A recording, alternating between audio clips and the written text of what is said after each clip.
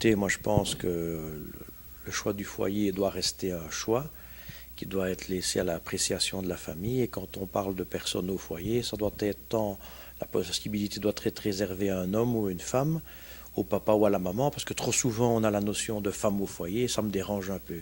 Je pense que l'égalité doit faire en sorte que chacun puisse, à un moment donné de sa vie, pendant une période déterminée, faire le choix de rester au foyer, par exemple pour élever ses enfants.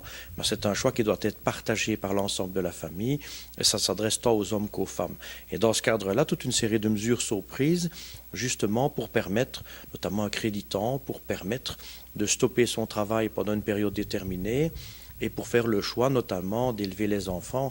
Et donc j'essaye, moi, d'encourager, dans le cadre de mes attributions, j'essaye d'encourager les papas à faire un peu plus d'efforts, parce que c'est toujours, ou à peu près toujours, dans 90% des cas, la maman qui stoppe le travail pour s'occuper des enfants. Je trouve que ça doit être partagé.